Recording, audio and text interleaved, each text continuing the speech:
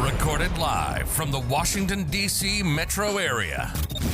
You're listening to Seasoned for Success, hosted by Rob Ross. If you ain't first, you're last. Learn from a melting pot of industry leaders and find the right ingredients for success.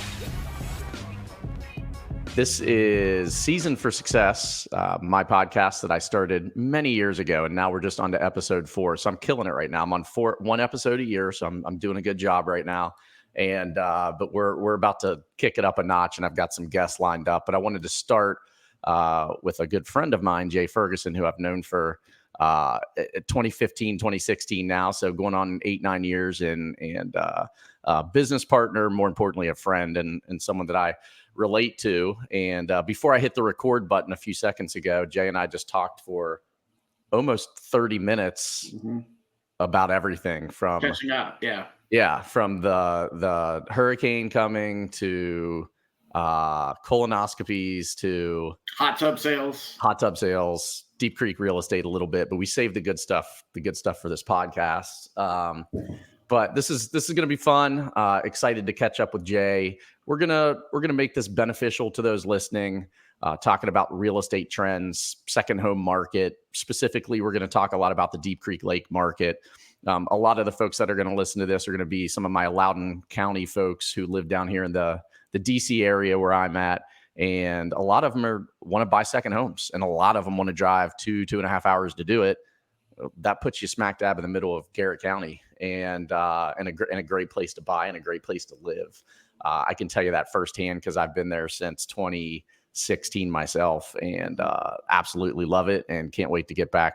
Every time I leave, I'm ready to come back. So, but Jay lives there full time. So yes, born and raised. Yes, exactly. So without further ado, we have Jay Ferguson here, and I'm going to start. Jay, let's make this simple. Tell me a little bit about you to get started. Just so I know about you, but I want to hear more. I learn something every time. So I think I learned something every time too. That's it. Now, I'm born and raised in Garrett County. Lived here my whole life, and got into real estate. Garrett County is one of those small places, small town population, roughly 30,000 people, give or take. And, going through high school, everybody talks about, okay, we're going to leave to go to college. We got to leave to go find a job. Garrett County is not blessed with, a lot of industry or a lot of commercial activity, but what it is blessed with is real estate. So I spent my entire middle school, high school career hearing, about where all my friends are going and, the fields that they're going to get into. And I didn't want to leave. I love it here. I've loved it here. I moved away for a week to Fort Collins, Colorado, realized very quickly I made a mistake, packed all my stuff, moved right back across country. And 2 months later, I ended up getting into real estate. And real estate is one of those things that, like I said, Garrett County is blessed with a lot of real estate. A third of the county is state park, green space. You've got Swallow Falls, the biggest waterfall in Maryland. You've got class 4 and 5 whitewater rapids with the Youghiogheny River. You've got Deep Creek Lake. It's one of the largest lakes in the East, coupled with skiing, snowboarding with Wisp Resort. That's, basically 3,000 feet in elevation here. Recreational hunting, a little bit of everything. So if you like the outdoors, if you like hiking, if you like living in the mountains, the foothills of Appalachia, you would love Deep Creek in Garrett County. And so again, I left, came back very quickly, and real estate has been good to me. I've been in the business for 24 years. Same. I just crossed 24 in October, and we're 2 months apart in age. So yeah, absolutely, brothers from another mother. We ended up our paths almost crossed at WVU. Yeah, they did. Did we figure out that we were there at the same time? Yeah, we were. We just didn't meet. I was only there for a semester. It was 97 when it was the #1 something school in America. Oh, I was there. I was there in 97. I don't remember what it was, but we had a really good football team. But rhymes with party. Yeah, WVU was it's only 45 minutes from Deep Creek. Mhm. So for me, I tell people 30 because I drive fast, but that's you fine. do, yeah, you okay. So driving with intent, you can get there very, very quickly. That's it. But yeah, so that's it's a little bit about me. And I got into real tell estate. them who you work for. Tell them who you work for. TaylorMade. I started the real estate branch of TaylorMade a little over 10 years ago. Yep. One of the best blessings of my life is the opportunity. Lifelong friends, Chad, Jody, and Joe. Chad Taylor, Jody. It was Jody Taylor. It's Jody and Joe Rafosco. They're my partners on the real estate side. They had started. They had an incredible rental company, TaylorMade Deep Creek Vacations. And we had always talked and joked about, we were all in a fantasy football group together that's still going strong. But we always said, hey, one day, wouldn't it be cool if we all got to work together? And how would that look? What would it look like? And, it was 10 and a half years, almost 11 years ago, Chad called and said, hey, you know what we talked about all those years ago? Are you ready? And I was 35 at the time. And you only see so many of those pitches in your life, a fastball down the middle. Decided to swing for the fences, and we hit a home run. We hit a grand slam with TaylorMade, and we've met really good partners along the way. Obviously, we'll dip into that. Our favorite lending partners at the Ross Group. So it's been spectacular. No, it's awesome, and I love that background in fantasy. So, how many years into the fantasy football? We are on year 15. We started in 2008. Okay. And it's a keeper league. So that was something a little bit new. I started this, and we have a traveling trophy. We've got guys living in Chicago now, living in Florida, living in the Carolinas, but we everybody, tries to come together Labor Day weekend every year for the draft. And so it's a good time. I'm in one too. So with my, are you allowed to say your team name on here? Is it child appropriate? No, it's definitely appropriate. Geographically, growing up, we had Pittsburgh channels and we had DC channels. So my team name is the Steelskins. No. So I'm a Steeler fan because Pittsburgh's 90 miles away. It's 2 hours to go and watch a game in Pittsburgh. Yeah. To me, it's not the Commanders, it's the Redskins. So I'm a Redskin fan. I would watch the Steelers games at 1, Redskin games at 4. So it only seemed right that my team is the Steelskins. Yeah, well, that makes sense to me, and obviously being your friend, I know you're a fan of both, because when I bought my house in Deep Creek, one of the favorite things that both of us did was throw those Baltimore Ravens glasses right out the window. So. Well, tell the story a little bit deeper.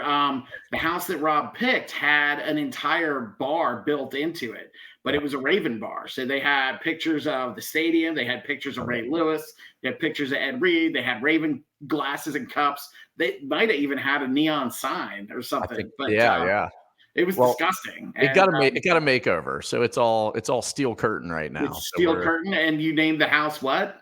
The Mountain Lair after West Virginia University. WVU, so we're crossing a lot of different areas. Representing there. Well, your Commanders, because while Jay's in Deep Creek, I'm down here in the DC metro area is my primary, and the Commanders, Redskins, whatever, everyone calls it something different.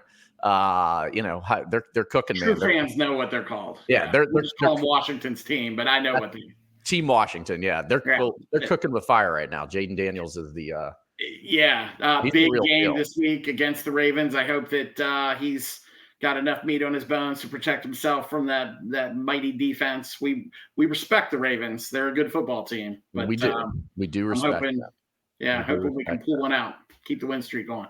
Well, let's talk a good segue on this. Let's talk about, so Garrett County, square footage wise, is a pretty big county. Garrett County has, like I said, because of Deep Creek Lake, which I believe is 80-ish miles of shoreline from what I recall. Like mid 70s, like 72, 74, somewhere in that range. There you go. And it's the largest freshwater lake in the state of Maryland for sure. So I know that, right? 3,900 acres. There you go. And it's something like 36 trillion cubic gallons of water, which I heard after Hurricane Helene went through, I heard it dumped 42 trillion gallons. So it basically, the amount of water that's in Deep Creek Lake, more than that got dumped as Helene deposited water in the United States. Well, Deep Creek needed some rain. It was pretty low this summer. So Yeah, it was a drought for sure. So a big part of Deep Creek Lake in general and Wisp Ski Resort, which again, we got some Colorado snobs out there. It's fine. It's fine. I get it. It's not skiing unless it's Colorado. I get it. But if you're on the East Coast, Wisp is awesome, right? Yeah.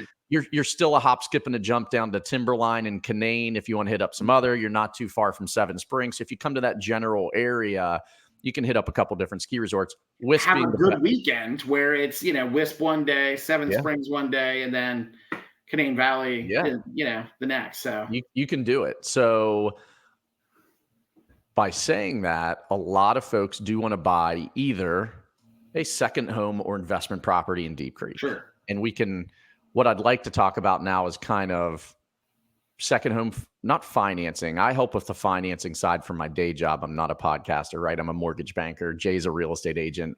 We have other passions such as sports and Deep Creek that we like to talk about. But buying a second home, I've found two different people. I find that people are I've got friends that have talked about buying a second home for years, and they just don't pull the trigger. And that's, I'm not knocking on my friends that do. That's not for everybody, right? And a lot of it's scared. A lot of it's not knowing how to do the financing and just being scared to kind of jump into that market. I always say like a stock, right? If you buy a stock and it drops, everyone's like, "Oh, I lost money." Well, you lost if you sold. Usually if you buy a safe stock, it's going to go back up. Same thing with real estate. You and I both lived literally we're months apart in age and we're months apart into the time into the industry. You and I both lived through the crash of 2008. Okay. A lot of people lost their ass during that, and it happened. Okay. A lot of people didn't. A lot of people capitalized on it. A lot of people also just rode the wave.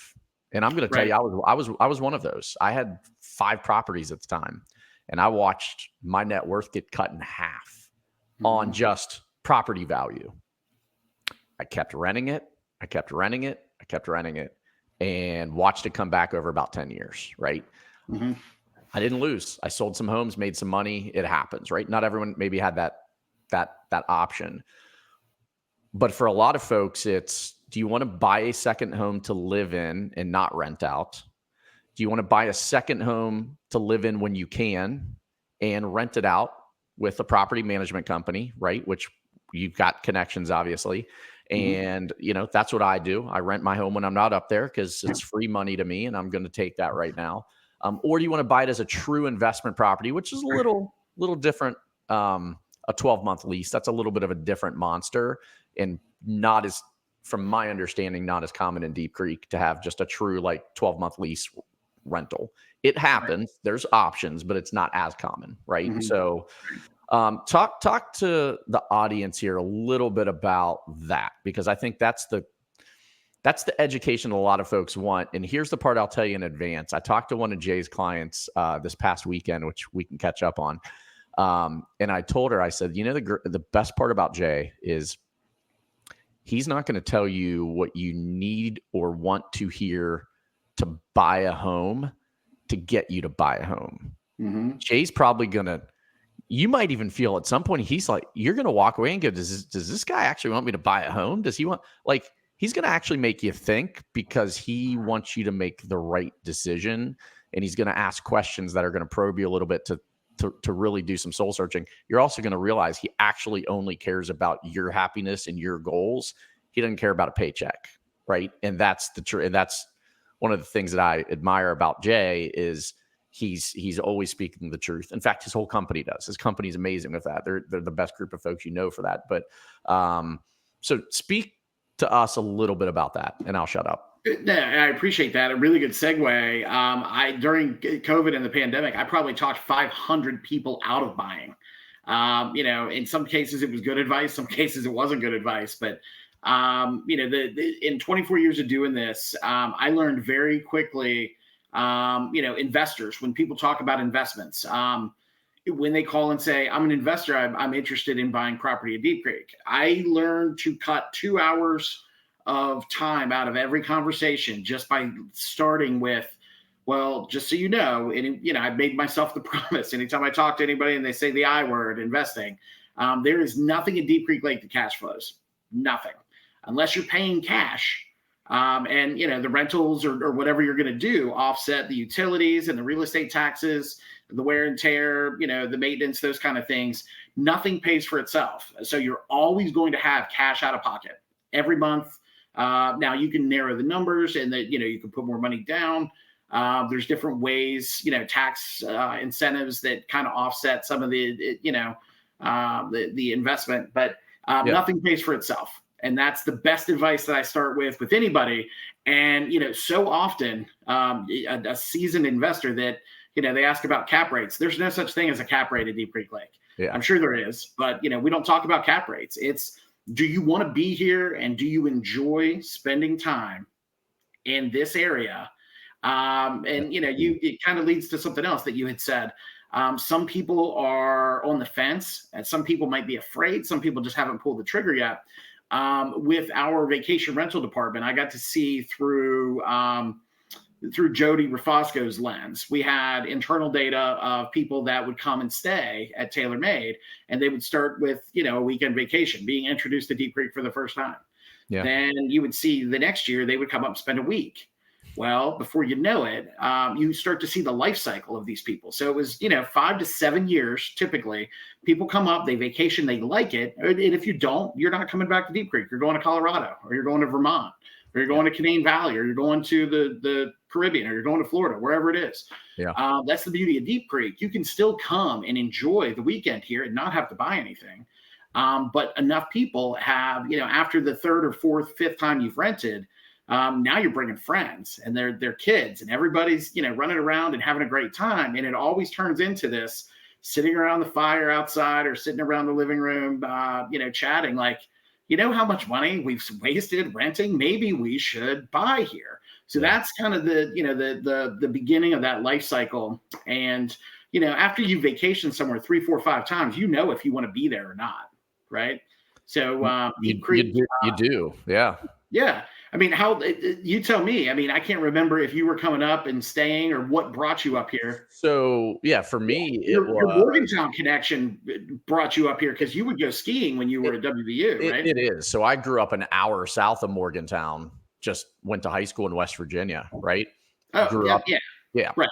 So I'm from West Virginia, grew up an hour south of, well, let me say that an hour south of Deep Creek, basically 30 minutes south of Morgantown. So I could leave my house and I could be at Wisp in like an hour and 20 minutes. Is that Clarksburg? Yeah, Clarksburg, Bridgeport. Yep. Gotcha. So okay. I would leave there. So I learned to ski at Wisp. That's where I learned to ski when I was like 11 or 12 years old, right? And then fast forward, I went to WVU, 30 minutes south of Deep Creek, maybe 45, depending on that speed. That my F-150 will go 95, so it will roll. Maybe need some new tires, but it'll go fast. And then no. So I loved Deep Creek as a kid. When I was at WVU on Tuesdays, you could go. So let me think about this. So the McDonald's coupons that you could get. This was Casa Diamici. Okay. So Casas on High Street. So I could go to Casa Diamici. You had to go on a Tuesday, and you had to get the 1 slice and soda special, or pop, whatever you want to call it, pop soda. But I'd get a Coke and a slice of pepperoni pizza for $1.99, and you kept the receipt. And if you took that to Wisp, you had to take it on a Thursday. So you had to buy it on a Tuesday and take it on a Thursday. Don't know why, whatever. That was their thing. So my junior year in Morgantown at WVU, I scheduled 0 classes on Thursday. I would drive up to Wisp in the winter, and I would use my Casa Diamici receipt, and I would show them at the ticket counter, and I would get it. And you had to show your student ID, right? Right. Yeah. And it was a $7 all day, all night lift ticket with rental if you didn't have your own skis for $7 when I was in college. So I skied for $7 every Thursday during ski season, my junior and senior year at WVU. So then fast forward, I graduate, finance major, moved to DC, and I've been here since, but always coming back to West Virginia or Pittsburgh or Deep Creek because that's my roots. And I kind of knew I wanted to buy in Deep Creek without having to revisit, but I got your information and took one weekend and kind of popped back up there. And it was like, was like riding a bike. Like I drove around and I still knew the roads didn't change in Deep Creek over 30 years. The roads were pretty much the same, but the housing changed. There was more options. There was more housing. There was more to do. There was more restaurants there. The Honey Honey was still there and Uno's was still there, but there was a couple staples that are just there. And, but anyways, that's what brought me there to buy as a second home. But you said something earlier I wanted to say before I kick it back over to you. Right. And you told me instantly, like, you're not going to cash flow in Deep Creek. If you're buying this as an investment property, not year one, not year two, but if you pour your heart and soul into it, you can make it a profitable investment. You can. And then the other side to it is, you will be paying down your mortgage through time. There will come a moment where you've paid it down or you've done a principal curtailment or, hey, haven't forbid you pay it off at some point, right? And you can cash flow a little easier, right? So that will happen. Here's kind of the interesting part too. And I'm just going to give you numbers. So let's say your monthly outlay is $4,000 a month for your house. I'm just giving you a number here. $4,000 a month is what you're paying. And that's utilities, DirecTV, everything. $4,000 all in. And let's say on average at the end of the year, you bring in, let's say $2,000, let's say half. Like maybe you should bring in more than that, right? More than, and I've seen that, right? You should bring in more than 24,000. Let's say you bring in 24,000. So you bring in half. So you can look at it two ways. You can say, I now own a cool second home in Deep Creek Lake that I can go to whenever I want. And it doesn't cost me $4,000 a month. It costs me $2,000. So you have to be comfortable knowing that I now have this for $2,000 a month. But never forget this, and this is where it hits home for clients. Look at your amortization schedule. I'm going to hand that to you on your loan. And you're going to realize that of that $4,000 that you're paying, $1,000 of that's going towards principal, even in year one. Like right away, $1,000 is going towards principal pay down. So strangers are renting your home and giving you $2,000. You're paying $1,000, not $2,000, because you're building equity of $1,000. Yes, you're paying $2,000, but all you're doing is transferring that extra $1,000 from your checking to equity in your home. So that's still your money. You're just moving it to a place that you can get at a later date, whether it's a home equity line, selling the home, whatever. People tend to forget that. They just look at the straight cash flow and forget that they're building equity and someone else is paying down their home. So when you look at it that way, and those are true numbers, it's not cash flow. But man, you can own a home up there and not really have that much cash out of your pocket, and you're really gaining, right? But forget all that. It's the enjoyment, it's the memories you're making. It's sitting by the fire. It's going, it's seeing Jay at a pizza place and having a coffee. It's teaching your kids to ski, teaching them how to wakeboard. All of it. So anyways. Well, on top of that, the other part of the investment model that does make sense here is when I started selling real estate it was late 2001. I got to watch this change. You could buy a lakefront house on Marsh Hill Road for $375,000. So that 3,000 square foot lakefront home, type A dock, meaning you've got 2 boat slips, 2 miles from the Wisp. You've got the best of both worlds. You're right on the lake. You are 3 minutes from the ski slopes. So it's year round. That's one cool thing we haven't talked about with Deep Creek is it's 4 seasons. There's always something to do here. There's a rental market for every season. Right here. So that same house. Right up there. What's that? That flag. Can you see it? It's the Masters, right? Yeah. So 4 seasons. You talk later about all the golf courses there. Anyways. Oh yeah, for sure. I forgot to mention golf when we talked. We were talking about whitewater. I was talking about the natural beauty. The golf courses are pretty amazing too. Yeah. But so that house that if you would have bought that in 2001, which a lot of people did right after September 11th, everybody was scared, and they were like. Moving out of DC, buying farms. They were heading for the hills, as I say. That truly is what happened. And then real estate doubled from 2000. I watched it double. So that same house in 2003 and 4 was now worth $750. Gosh. So on top of the $1,000 a month cash outlay, now your house is worth double what you paid for it. Okay. Something that we haven't talked about is you can come up whenever you want. People are going to rent it for a week during the summer. During the off season, it's maybe 2 or 3 day weekends. So you can come up Monday through Thursday, hang out, enjoy your time at the lake. It's not costing you anything. All the time. You're bringing your friends. You make charitable donations to, a school auction or to your church, or for whatever reason. The off seasons, for you, the shoulder season. I just did it. I just did Women's Giving Back in the DC area is a big charity. Yeah. And one of our loan officers at our company and my sister do a lot for that. And I donated the house for 5 days, and someone's coming in on this Friday for 5 days. So yeah, that's awesome. Yeah. So you get the tax write-offs, you've got the depreciation. So all these things working together. Well, in 2004, we talked about the market blowing up in 2008. That same house on Marsh Hill Road was worth $1.2 million to $1.5 million in 2008. So now your initial investment of $375,000, which you've been renting the whole time, and given the rental numbers probably weren't so high back then, but they scale with the prices. Sure. So, and then we had some downtime, like you said.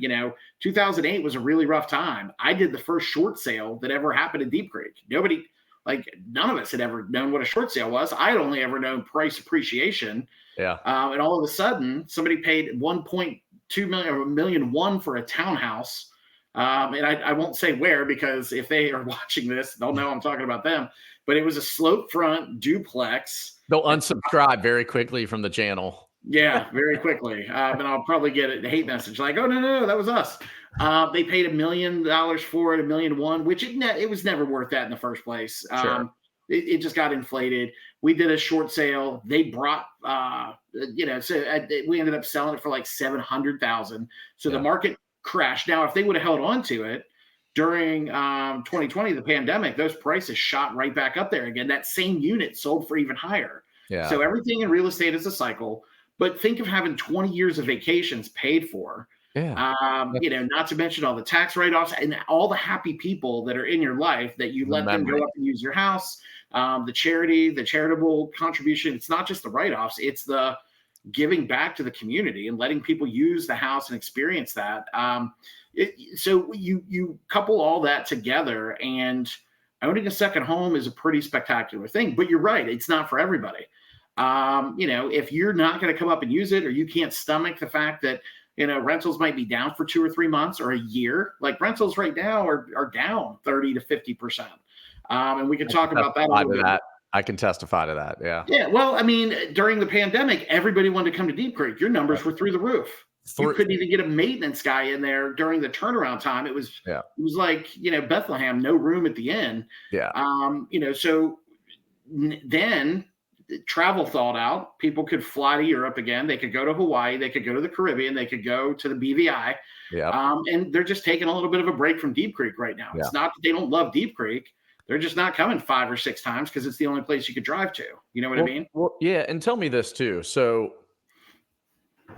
even since I've been coming back to Deep Creek, because I feel like, I grew up around there, left, came back, right? And now I'm there to stay. You're not going to get rid of me. You got your local card now, so you're good.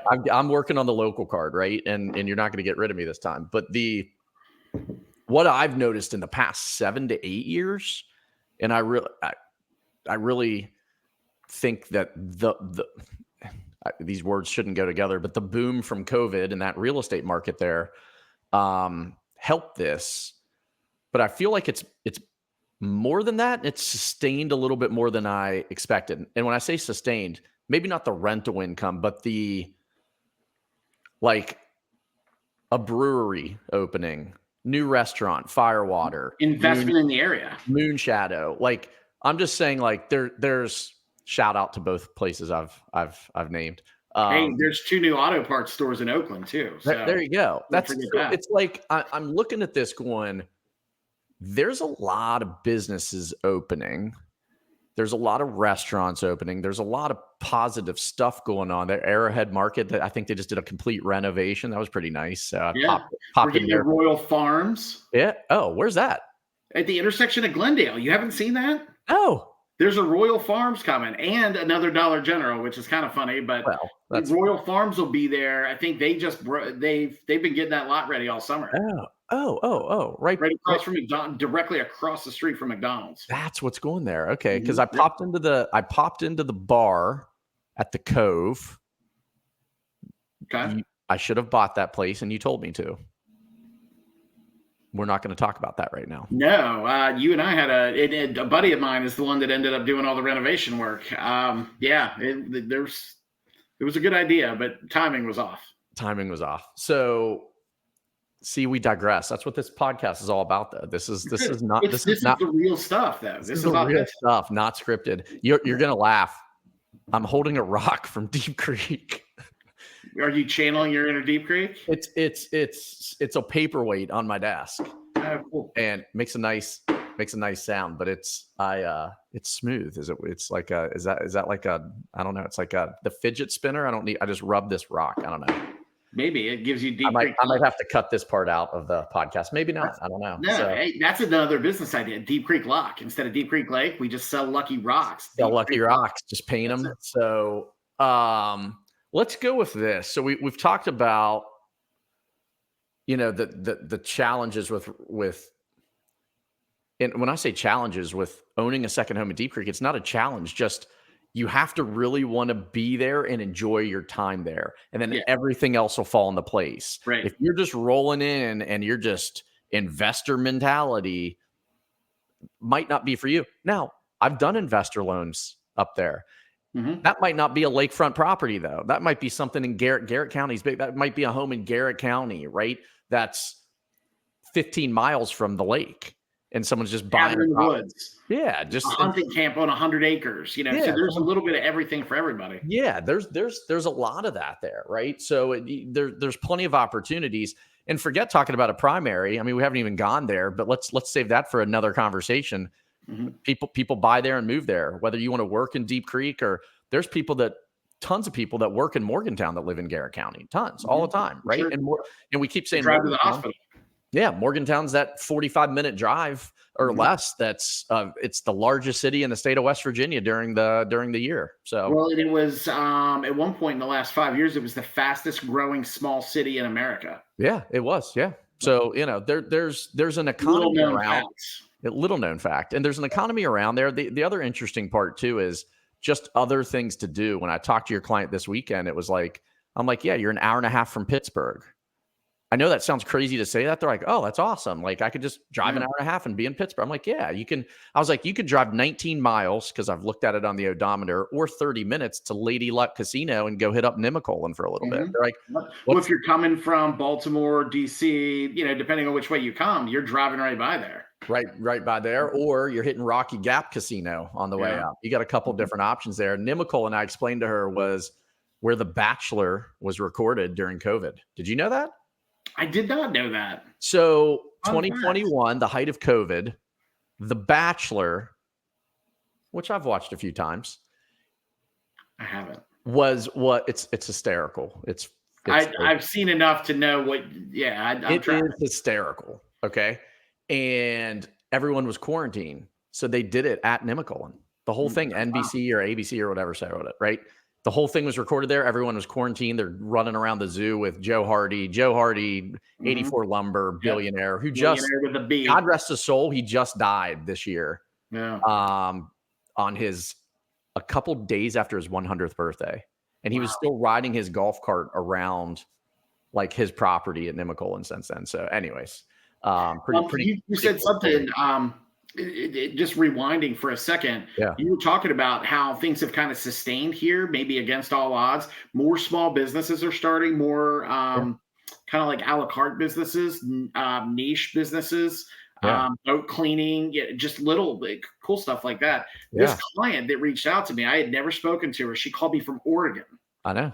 I'm just saying that's one of the things that during the pandemic, it changed. Like normally, so here's a fun fact that I always tell people. Deep Creek Lake is the only ski resort and lake town within a 5-hour drive. You got to drive 5 hours in any direction to find another. And I think it's maybe upstate New York, where you've got the combination of a ski slope with the lake, not to mention the whitewater rafting and that 34% of the county is state park or state forest. That's probably the Poconos somewhere out there. It might be. I just know it's like a 5-hour radius. 35 million people live in that circle. So if you draw that circle out, 10% of the population is within a 3 to 5 hour drive time of Deep Creek. Oh yeah. During the pandemic, you were limited to driving, right? So we had more people coming down from New York, Connecticut, New Jersey, buying homes than ever before. I mean, that's part of what launched everything. But so even down to Baltimore, DC, you talk to people in the street, what would you say? But 2 out of every 5, like 3 out of every 5 people have even heard of Deep Creek. Pittsburgh, we're on the Pittsburgh Weather Channel now, so more people from Pittsburgh know about Deep Creek, but critical mass of people don't even know about Deep Creek yet. But during the pandemic, we became kind of famous in New York, New Jersey, Connecticut, all these places, North Carolina, snowbirds coming back from Florida. It was always popular. I've sold 2 houses, and you did the loan for one of them. Buyers from Texas, 2 buyers from Texas. I remember that. One buyer, I've got 2 clients that are in Chicago, and Deep Creek is drawing these people in. You can fly in on a private jet to Morgantown. You can ask Pat McAfee about that. Yeah, you can. Yeah, so Deep Creek, this is one thing that I like to say, and it's kind of nerdy, but it became one of the reasons why rentals don't pay for everything is the price of the real estate. People want to be here. Yeah, so they do. It's like Malibu, Manhattan, Martha's Vineyard, Miami. There's nothing. Investors don't ask about cash rates in those areas. It's just, they don't. Can I afford to be here? Yep. Deep Creek kind of achieved that level. McHenry, there's your other M. Achieved that level of stature, and there's a lot of HGTV shows, and buying at the lake and that kind of stuff, and lakefront bargain. Well, there you go. Yeah. Not so much a bargain now. I forget the one I was on. I forget the name of it. It wasn't Bargain Hunters. It was something different. But there's so many people that are finding out about it. Chad was on an episode. It was on Amazon. Or no, it wasn't. It was the Magnolia Network. Chad did build a tree house, and so he's got his own episode. So more and more people are finding out about Deep Creek, kind of the Lake Tahoe of the East. And people want to be here for a lot of different reasons. The Four Seasons aspect of it is part of it. The other part of it is it's just the climate. Like, I don't know what our July probably isn't a really good example because it was hot here in July, but normally we're 15 degrees cooler than where you are in DC with no humidity. I drive 2.5 hours, and I get there. And if it's 75 here, it's 62 in Deep Creek. It's 48 degrees outside right now at 7:18. I've got my heat. I turned my heat on last night. I broke down. Okay, it's 62. No, it's 68 here. So gives you an idea. We're 15 degrees, give or take. As the crow flies, I'm not that far from you mileage wise. Like, I'm just not. So it's pretty cool. It's pretty crazy. Here's the other part too. You weren't wrong, really were trying to sell me at one point on buying a lakefront home. I get why. You get more rentals there. You do. Well, it's scarcity. And we could talk about amenities and things like that. Lakefront is an amenity they're not making any more of. Yep. And the cool part that I found too, and here's a shout out to Freedom Boat Club, is you can live on top of the mountain and you can still have your lakefront, right? I can drive 7 minutes down the mountain, go see Vicky over at the boat club, and you got 19 boats. You got 19 boats. Vicky will bring you some fresh eggs from her farm, which she literally will, and it's amazing. You got a pool right there. You've got your parking garage. You got everything you need, and it's 7 minutes down the hill. But when you're at the top of the mountain, so it's something for people to consider. You're at the top of the mountain or at the top of one of the mountains there. There's many streets that wind up in there, right? You can find a home with an amazing view or not an amazing view. You can see West Virginia from your house. From mine, yep. So when the leaves fall, you can see West Virginia, but it's secluded. You light a fire and you just have that fresh mountain air. And I'm telling you, when you're standing up there looking at the sky at midnight or 9, the stars, you're like, oh, wait, this is different. This is like, you can't find that. And people don't realize that it's there. So let's talk about, we've talked about a good bit of this. Let's talk about this might be a tough one, so I'm going to catch you here. What would be the biggest challenge or two of owning in a resort area? What would you say is the biggest frustration or challenge? And I might have one to add at the end if you. Okay, yeah, and I mean, I might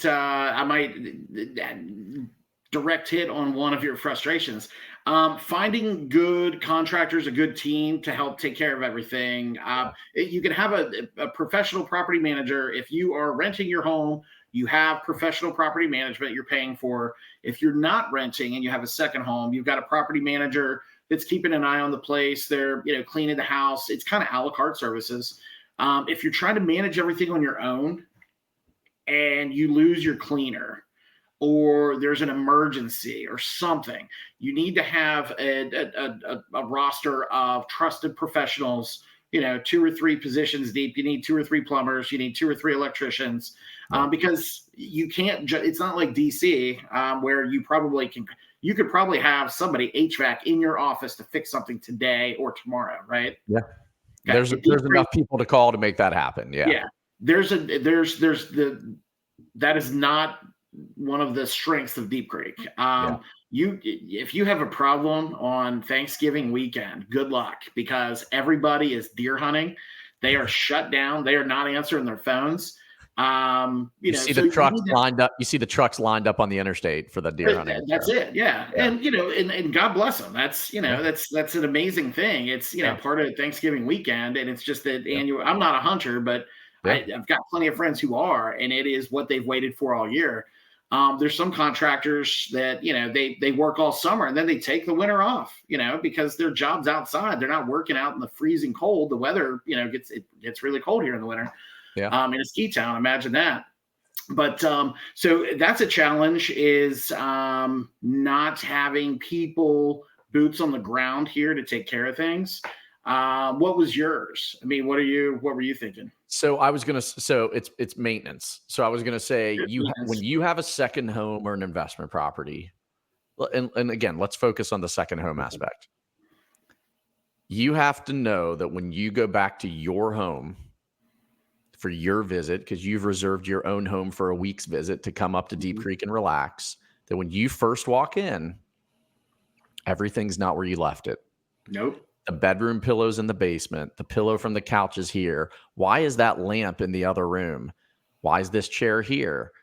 I'm missing. Where's the bottle opener? I'm missing it. There's no more can opener. You are going to have things moved around. You are going to and sometimes it might even be the cleaner moving something back, right? It's not even necessarily people, but people are living there. This isn't to turn anyone off. This is to be realistic. It's being real. Yeah. These things are going to happen. Are going to be living in your house. They're going to be paying you to do that. And in some cases, my house in January and February, you ski resort up at the top of the mountain, your chairlift 7, you're getting 11 grand income for the, 11, 12 grand for the month. That's a big month. Right. So, I'll go buy a new can opener for 11 grand that month. No problem. So you have to realize you will have to eventually put some money back into it. I cannot stress enough. You get out of it what you put into it. From a rental standpoint, from an advertising standpoint, you can't just have a rental house and let somebody else advertise. You've got to tell your friends. You got to have a Facebook page. You got to do your own promotion. You are your best salesperson. And when you do those things, you can have a property that cash flows. It takes 2 or 3 years. There are some really cool things that you can do. But reinvesting, Jody Rafosco, who ran the rental side of things, always had a mantra: 10% of what you make each year. It's like the church with tithing. You give 10% back to God. With your rental house, 10% goes back into new refrigerator, new dishwasher. Let's buy a new couch. Let's paint. If you rent the doors off the thing, it's not gonna feel very homey when you come to stay there. Yeah, no. So that would be my only, and again, when I'm saying challenges of owning, it's just getting used to that. And then once you get used to it, it's not a challenge. You walk in. If you have a good team, the other thing is there's no such thing as instant gratification, right? So if you decide that you're going to build, an outdoor patio at your house, you can't just call a guy and be like, I want to pick out the bricks this weekend. Go ahead and get started on Monday. I'll write you the check. Are we, having a fire next weekend or what? That could be a 6-month thing, right? It can be. Yeah, it can be. And the cool part is you take your time, you expand on it, but I'm telling you, many of the memories I have that are good in my life are from Deep Creek right now. And it's friends, family, parties, cornhole tournaments, skiing, teaching Emmy and Robbie, my kids, how to ski and going boating. And it is, Pony guest bartenders. That's it. And Yeah. the fun part too is as you visit and keep coming back, people recognize you. You'll start to, and everyone's so friendly. And I really mean, like, people are friendly. People, you really just can't wait to go back there. So I can't stress enough. You're looking for a second home. You're one of those 5 million people within that 5-hour radius. 35 million. Yeah. 35 million. I mean, 35. it's 35. Okay. And you want a place to go look. There's options. I might be catching you on this one. You probably have it from a sales meeting recently, and maybe you know it, maybe you don't. Well, if I don't, you can edit this out. Yeah, we can edit it out, or we'll just roll with it. Can you take a guess at current inventory active on market? Yeah, there's I looked one day this week, 219, 220 homes for sale in all of Garrett County. So what's the lowest you ever saw? Lowest I ever saw was 69. There were 69 houses at two different points. Okay. 69 houses for sale right after 9/11. Okay. And then during the pandemic, it might have been June or July. Because, I mean, there were a lot of people that were like, oh, my gosh, I've got to sell this house because I can't even get to it. Yeah. But at one point during the summer of 2020, it was down to 60. It was 68 or 69 houses for sale. Our normal market. What's normal? That was my next question. When you bought in 2016, when the market crashed in 2008, there were 400 or 500 houses for sale. I said 400. Okay. Okay. So and I mean, 500 might be high. What's healthy? 300 in between? Well, the healthiest. So it took us 10 years to recover because Deep Creek is a want-based market. It's not a need. It's a want. You don't need to live here. You want to. Now, that changed for 2 years during COVID. It became a need, and now it's flipped back to a want. So that's why the inventory started to stack up again. But, a healthy time, 2008 and 2018, 2019, took us 10 years to recover. That was the first year where we had year-over-year price appreciation. So prices went up 3.6% in 2018. And all of a sudden, you're like, oh, my gosh, the market felt healthy. It felt good. There was a good balance. If there were, if you wanted to come up and look at houses, there were 10 houses that I could show you to show you options, right? So 2019, it was a little bit it was starting to grow. The inventory, the prices were back to what they were pre-2008. And actually, it wasn't even to that level yet, but the prices were on the rise. It was a good time to buy. COVID happened. Then all of a sudden, now we can only get into 3 houses. You're going to drive 6 hours from, Vermont or wherever to come down and see. I can only get you into 3. That's it. That's all that's. And well, you were on the way. 2 of them were under contract. So if you're coming to buy, bring your checkbook, bring a suitcase full of cash. That's how crazy it was. So now we're at 2. Bring that pre-approval letter. Yes. Forgive me. Pre-approval letter or cash. Yeah. Well, I mean, cash, they can always refinance and pull the cash out. You needed the cash to get the property. That's right. Then you call Rob to pull the cash back out. That's right. But no, healthy wise, there was so we're starting to get back to the point where I feel it's healthy. Because there's some bad things that happen. There's a lot of people that are priced out of the market now. And it's not like, oh my gosh, you can't afford a vacation home. There's a lot of locals that first-time home buyers, there's nothing for them to buy. That's a nationwide thing. That's just not Deep Creek. That is nationwide, and it's sad. But there's a lot of people also, over 20 years ago when I bought my first house, I had saved up 20 or 30%. I mean, my first house, before I bought anything, I had saved that money up and I was ready to go. I wasn't trying to buy it 0%, everything, and I have no money. And that's something that you see now, and there's a lot of different reasons for that. But to go back to your original point is right now there's about 210, 220 houses for sale, probably 50 or 60 under contract. And that's starting to get back to what I would consider Garrett County normal, where our normal market time was 6 to 9 months. During COVID, it was like 6 to 9 days. And, that's only because people don't live here. They had to jump in the car and drive up here to see it. But yeah, it's so let me ask you this. So part of what I feel has made McHenry, Swanson, Deep Creek area, Grantsville, the whole surrounding area, right? My favorite town, Accident, not by accident, Maryland, right? So they have a new brewery there, I saw. Brewery and the Beast. I have not eaten there, but I've Yeah. heard incredible things about it. Yeah, I'm gonna have to stop next time. There's 3 or 4 breweries within a 20-minute drive of the lake. Yeah, So I'm gonna have to take you to 1 or 2 of them. Yeah. So it's like one thing that I feel when I'm there compared to at different moments when I've been there in my career and life is I'm seeing. So I'll give an example. So I was in this summer with Alec and Chris, my teammates, our friends, and no, I take it back. I was up with Robbie. I was up with my son and his buddy Adrian. So let me take it back. And I was at Carefree Boat Club, and it was the summer, and I had the double-decker pontoon. It's called Aladdin 3 is the name of the boat because it's the third one they've had. And we were taking the double-decker out for a day on the water with Robbie, his buddy Adrian, myself. And when we're walking to the boat to get on, a kid named Logan walks up and goes, "Hey, Adrian. Hey, Robbie." And I'm like, well, I don't live there full time. My son doesn't go to high school there. So I'm like, how do you guys know this guy? And they're like, he went to our high school in Ashburn, Virginia last year. Mhm. His family had bought during COVID. I hate to say during COVID, but bought during the pandemic. Loved Deep Creek so much, they literally relocated from where I'm physically sitting, my butt in this cheeks in the seat, cheeks in the seat right here.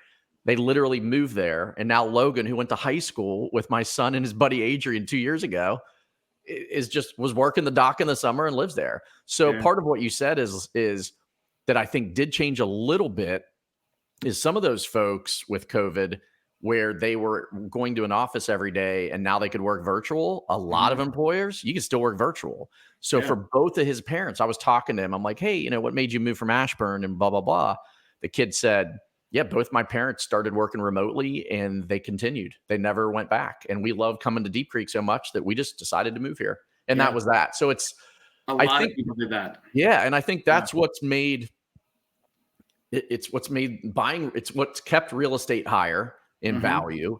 It's why there's 3 breweries there now and Firewater Kitchen and all these places opening because it's a little more sustainable because there is a difference during the height of ski season trying to get into a restaurant and during the height of summer trying to get in somewhere versus when I come up on October 28th, right? Right. It's a little easier to get in everywhere. We mentioned golf earlier. There's 3-4 really good golf course options up there. So there's a lot of folks doing golf trips and still renting up there. So don't have outside investment, like people that I don't. You mentioned you ate at PF Chang's for lunch. I don't think I've ever eaten at a PF Chang's. I don't know where one is unless it's Pittsburgh or probably Frederick or Rockville. So for me, that's different. For you or for people that live down there that are coming up here, that's the norm. So some of these people are coming up here and they're living and they're missing shopping. They're going to Morgantown. Morgantown's the closest mall. It is, and that's not the level mall that you're used to shopping at if you're in Montgomery County or in DC. So, there are people that are opening boutiques. There are people that are opening interior design shops. They're bringing their capital and investing it here in Garrett County. And, so it goes back to that conversation that I had with people in high school is if you want to make, teachers, if you want to make anything in your life, you want to make money, you got to leave Garrett County. Like, no. Garrett County doesn't have industry. We don't have the Amazon HQ2. We don't have, but what we do have are wealthy people and people that love the area that have the smarts and the know-how that are bringing their capital and investing in here, planting their roots and starting businesses. And that's how Garrett County is going to grow. It's not a normal resort town. It's not anymore. It's people are coming and Garrett County is growing in an organic way. But it's different than how Morgantown grew around a hospital. It's different than how Pittsburgh grew around steel mills. It's different than how DC grows with the amount of people. Like every administration, every 2 to 4 years, DC kind of resets a little bit. It does. And that's something that brings more and more people to Deep Creek. A new administration. There's people want a vacation home. Where are we going to go? What's this Deep Creek place? Oh, your friend from that you met from Oregon, your new client. Yeah, has ties lives in Oregon. Her boyfriend, as she told me this past weekend, lives in DC which is 30 minutes further than I'm at. So DC to, it's funny, DC to DC to Deep Creek, and DCL. Yeah. DC to DCL Yep. is 3 hours, 320. Okay. Yeah. And she goes, yeah, I want to buy something close to DC where my boyfriend's at, so he can hop up there if he needs to. Now, as she was saying that in my head, I'm going, it's not close. And she goes, oh, it's 3 hour drive. It's close. So everyone's definition's a little different. Closer than Oregon is, you know what I mean? Closer than Oregon. So, and she was, you know, so it's interesting on that. So let me ask you this, as we're coming up on an hour, it goes quick, but I don't mind these being long because I love my own podcast, listening to them all the time. It's fun when people, hey, next time someone's driving to Deep Creek to meet you to look at some real estate, they might listen to this as their education on the way up, right? So maybe that's, and they know to stop at Brewery of the Beast for lunch. They know to go to the Honey now for a drink for stop at the Rolling Pin Bakery. So or maybe they're gonna stop at Nemacolin or Lady Luck Rocky Gap Casino, and they're going to win a couple hands and they're going to win their down payment. So now they're going to come buy cash because they, you know, so they can, we want them financing some of it. That's just a little bit. Right. So let me ask this. Where do you see the future? I've never asked you this one. Okay. Where do you see the future of Deep Creek? And I'm going to say, tell me where you see Deep Creek 5 years from now. Okay. And give me a crystal ball stab at 10 years from now. Okay. Now and I'm going to, before you even answer, there was probably a 20-year period where not much changed at all.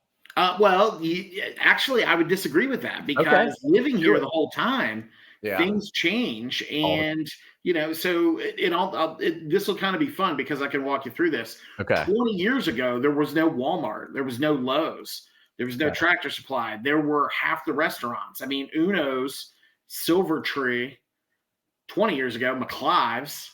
Okay. Which you've never heard of McClive's. No. Like was JG's pub there? JG's was there for sure. JG's. Okay. And then, you know, but where Castleman Bakery is now was like a custard stand. You could go and get, you know, a chicken sandwich and an ice cream cone. Okay. Where the pizza place Fox's is now, that was a liquor store. You know, there were a lot of different bars that changed. There were a lot more marinas. Okay. So anyway, I mean, 20 years ago, so things have changed. Where was your favorite place to go when you went to the beach? What was your beach town that your parents took you to when you were a kid? Oh, well, anyone listening that lived in West Virginia, there's only one answer. It's called Myrtle Beach. Okay. I had a feeling you were going to say that. My in-laws bought and sold a condo in the last 10, 12 years. Okay. And they'll probably watch this podcast. Yeah, I love it. They bought a condo down in Myrtle Beach at a place called Compass Cove. And it was like indoor water park downstairs. They would go and spend, you know, at first they'd spend a month there, 2 months, 3 months. They would stay down in Myrtle Beach. Then they sold that unit and bought an oceanfront condo where they could sit out. And, you know, it was a little bit more space, extra bedroom so they could have the grandkids down, all that stuff. But somewhere along the line, Myrtle Beach, when was the last time you were in Myrtle Beach? So not this August from a couple months ago, but August of 2023, I spent a week with both Emmy and Robbie, my kids. And then we were there the previous year for a spring break. So I've actually been twice. Okay. Once in 2022 and once in 2023, and stayed in North Myrtle at the Marriott. Okay. Was it any different than what you remembered as a kid? Not. Okay. So that's tricky. Like a volume of people. Yes. Traffic. It's a tricky question. Yes. It is a tricky significantly question. Different. Yeah. There was a few of the old nostalgic things that I was looking for. If you go to Old Myrtle, little funky smell in the air if you're walking in Old Myrtle, if you follow my drift, right? A little something. Maybe a couple Deadhead concerts going on. But but Old Boardwalk was fun. And it's nostalgic, right? It's where the Ripley stuff is and all that. And there's still like some of the old, whatever, New York Prime and some of the staples, right? Deep Creek has the staples, but different and growing and housing but still. So I'll tell you, when I was in college younger, so 25 years ago in Myrtle Beach, you still had Broadway at the beach.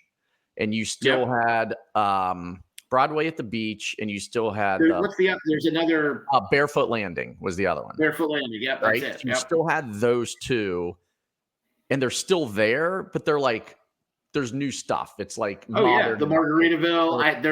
I had my hot sauce encounter at Barefoot at the Beach. Yeah. So and we'll it's talk about that. By the way, I love Myrtle. It's awesome. My kids absolutely love it. So, Well, so my beach when I was a kid was the Outer Banks. It was Nag's Head, Kill Devil Hills. It wasn't north like Duck and Corolla. It was Nag's Head, Kill Devil Hills, Kitty Hawk.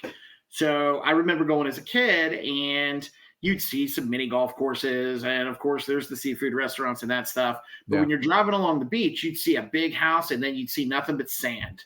And then a house, and then, but you can see the ocean driving along the main beachfront road there. That's true. When I went back in my 20s, it was a lot different. There were more houses. There were less places that I could see, so that land had been developed. Yep. Deep Creek is kind of the same way. There are not many lakefront lots left. There's probably 2 miles, maybe 3 miles of undeveloped shoreline that are owned in big chunks by, some of the original families that owned the lake. But now you're not seeing as many houses. The cottage from 1950, drive down Marshall Road. 20 years ago, you drive down Marshall Road. I sold a little lakefront house for $158,000. It was called the Sugar Shack. And it was a 2-bedroom, like it was an old school cottage. And, a lot of those places weren't built for the winter. Yeah. It was folks from Pittsburgh or whatever that they would come up during the summer. Yeah. And there's certain areas around the lake where it was all Pittsburgh. It was the party house. Well, it was a party house, but it was all the cousins would come together. Yeah. And, hey, this summer we've got the lumber. We're going to add on. We're going to build on another bedroom. Yeah. So you see these old school, like what I would call vintage Deep Creek houses. Yeah. So that's changed. Those houses are disappearing. Yeah. The only place, you can't buy a lakefront lot and build your brand new house that you want to build, your vision. You got to buy something else and you got to tear it down. You got to, you got to tear it down, rebuild, and you got to do it within the zoning. Within the grandfathered footprint and all that stuff, limited parking, all those things. Not everywhere has public sewer. Certain trees you can't cut down, possibly. There's definitely some trees you don't want to cut down. But so I would predict 5 to 10 years from now, you are going to see more and more. You're going to see less and less original Deep Creek cottages. Unless somebody had maintained it. Now, not everybody, that's one thing from a property ownership standpoint. There are houses I've driven by for 24 years, longer. I've lived here my whole life. Yeah. Driving by, and I've never seen anybody at these houses. They're dilapidated. It's like it's stupid money that, these people I think they forget they own this lake house. So they become dilapidated on it. Yeah. Yeah. But then there's other, mega mansions that you don't see anybody at. They've kept it in their family. It's a legacy property. That's mostly the southern part of the lake. Yeah. So when you couple all that together, when you say southern part of the lake, it help me understand that, because I'm still. So north and south, Glendale Bridge goes right across. There's 3 bridges. The 219 bridge, you cross it all the time. Glendale is where the if you follow Glendale Road out to the McDonald's, that's where the new Royal Farms is going to be. Yep. And it leads to the state park, and then the state park bridge, small bridge right there. Yeah. Everything south of the Glendale Bridge, kind of artificially, is what I would consider the south part of the lake. Okay. It becomes a little more flat. You don't see as many mountains down there. The northern part of the lake has more mountains. It is where most of the public water and public sewer are. So at one point, I'm sure this is not accurate now, but at one point it was like the houses on the northern part of the lake outsold the southern part of the lake 7-1 because there were townhouses, condos. You could build more density. Yeah. The people in the southern part of the lake don't want that density. They've been there. Some of those people have been there, their families, since the 20s and the 30s when they built the lake was constructed. Yeah. Incidentally, Deep Creek is turning 100 this year. Oh, wow. So I want to talk to you about some cool stuff that we're sponsoring the centennial. We're trying to bring some really cool stuff back to Deep Creek, but that's a different podcast. Yeah, I love that. But the southern part of the lake is mostly well and septic. So 90% of the properties at the lake have well water. Yeah. I grew up on well water. Our aquifer. I grew up 2 miles from Deer Park, 1 mile from Deer Park. So my water is Deer Park water that they sell by the bottle. That was my water supply as a kid, and I loved it. So the southern part of the lake has wells, septic, And if you have a septic system, you need an acre. You need, an acre and a half. And it pushes people further away. So you've got more privacy. People are willing to pay a little bit more for that privacy instead of, the northern part of the lake where almost all the restaurants are, because you think the southern part of the lake, you've never been to a restaurant on the southern shores of Deep Creek Lake. There aren't any. Yeah. So those are some of the subtle differences geographically. The water is deeper on the north part of the lake because the mountains, as mountains go down, the water tends to, it's deeper. The shore keeps going down. Deepest Southern part of the lake's the dam, right by the dam. That's it. 70, 72, 75 feet. Southern part of the lake, it's flatter. So you got to go further out. You could walk out, 30, 40, 50 feet and you're still up to your chest. You know what I mean? So there's some subtle differences. But, so I think 5 to 10 years from now, you're going to see less and less, of the original constructed houses at Deep Creek. And that's on one hand, that's sad. Yeah. On the other hand, it's progress. You know what I mean? It's more people investing in our area and, the tax basis and all that stuff. It's growing the lake. Yeah. I think you're going to see some more restaurant options and things like that. Deep Creek is still, and it's, even though it's 100 years old from a resort standpoint, and I mean this with all due respect to Myrtle Beach, I hope it never becomes that commercialized. Correct. We went to Pigeon Forge and Gatlinburg last year, and it was like being in Las Vegas in the mountains. Yeah. And I hope Deep Creek doesn't become that. And there's a lot of people that, that we talked about Facebook groups and that kind of stuff. Yeah. There's people that I remember when, there was only 2 boats on the lake and you didn't see another soul all day. So it's all relative. Progress is good, but it also comes at a price. But, without Deep Creek Lake, Garrett County would be just another, abandoned coal mining town like you see in West Virginia and all those places. All over. Without the lake, we wouldn't have a Walmart. We wouldn't have the Lowe's. We wouldn't have 15 or 20 of the restaurants that we would have. We wouldn't have the incredible roads and, the infrastructure that the Whitewater ASCII course, that's awesome. one of two, there's 2 of them in the world. Recirculating whitewater courses. So, 5 years from now, I think you're going to start to see more and more houses, more development. I think 10 years from now, maybe we've got an Applebee's and a Texas Roadhouse. Maybe you've got a seafood place. Maybe we have probably not a mall, but I think that you start to see more commercial infrastructure. You see Morgantown growing up, and I think that more and more doctors. Morgantown growing with the hospital and the incredible health, system that we have. Those doctors, there's a lot of them that live in Deep Creek, and they just drive over. One of my best friends, growing up, Eric, is an anesthesiologist in Morgantown, and he lives in Bridgeport a half hour the other way, but he could live in Deep Creek a half hour, 45 minutes the other way. So that's what I'm saying for folks that. You can live right over the border in West Virginia and still or not work there in Morgantown. And because Morgantown's big, those that don't know West Virginia, Morgantown's big city living, right? And there's Mylan Pharmaceuticals. It's the second largest generic drug manufacturer. And forget that, the university, it's 40,000 strong, right? So if not more now. I think it's wild. It might be 50,000. Yeah, it's crazy. Not counting the teachers, the faculty, all the support staff. All of it. So I guess what I would say is, as technology grows, and during the pandemic, it was different where people could work remotely. Of course, there's trillions and trillions and trillions of dollars of empty commercial space that those businesses are saying, well, we can't sell it to pull the people back to work. So that's kind of like tipping the scales a little bit now.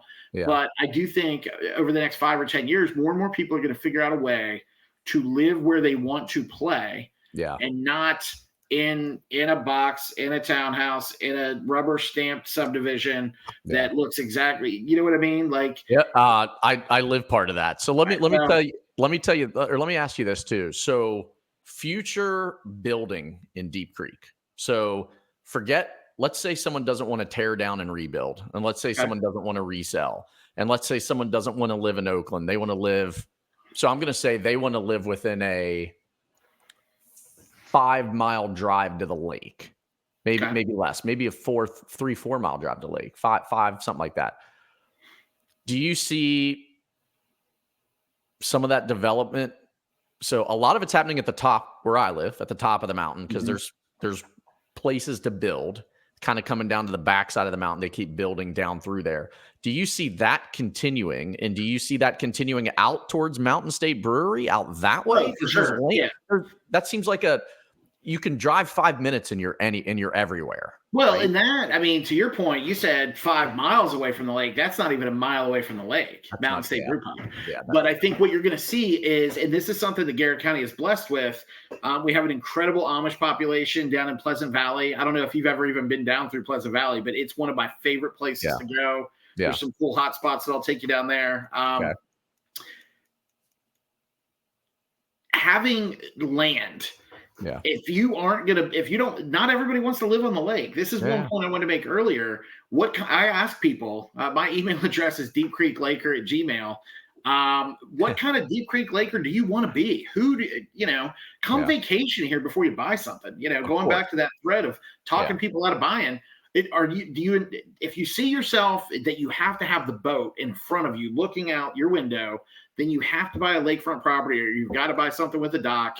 Because Carefree Boat Club isn't for everybody. If you want your own boat 24/7 and nobody's touching it, but you want to go down and sing lullabies to it goodnight, and you take such good care of your boat, you've got to buy one of those properties. There are some people that don't want anything to do with that lake. So this time of year, it's one of my favorite times of year in the Appalachians, in the mountains, because of the cooler temperatures, really hot days, cool nights, crisp, skies where you can see the stars. But some people come only to Deep Creek just for the fall. Yeah. Some people come only in the spring because they want the whitewater rafting and the snow melt off. And just so, what kind of Deep Creek Laker are you going to be? Yeah. And then to answer your question, 5 miles out from the lake, I could sell you a 400-acre farm that it's just yours. I don't think we're ever going to have the major subdivisions that you see outside of just about every city. I hope we don't. I hope we have, development, and Maryland has some things in place that would prevent that. It's like the Planned Maryland Initiative 10 or 15 years ago. Garrett County is an agricultural place, and they wanted to stay agricultural. So unless you have major infrastructure with regards to public water and public sewer, you can't do major developments. But you can have 1,000 acres of land that you could ride four-wheelers and hunt and fish and do whatever it is that you want to do. Those big farms that, it's too much for somebody to maintain. They're generational farms. You can trace a lot of those farms back to the military lots after winning, after we won the Revolutionary War. George Washington gave this family the land.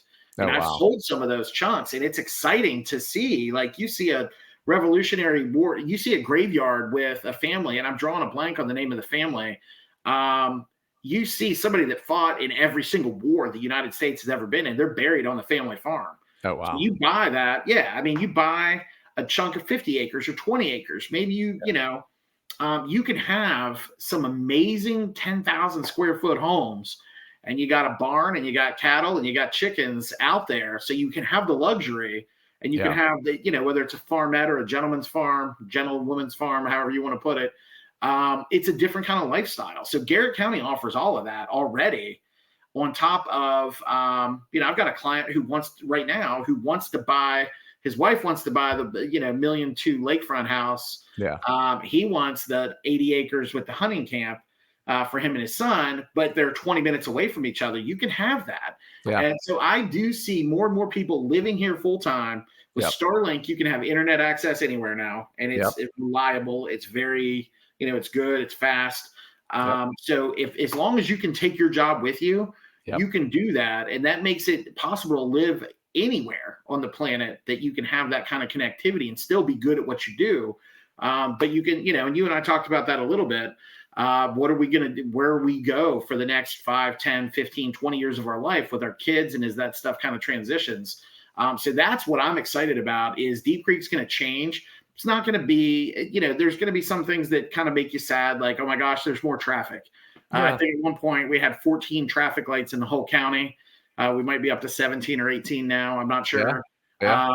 the biggest traffic jam you sit in each year is after the fireworks. You have to sit 20 or 30 minutes before you can get out.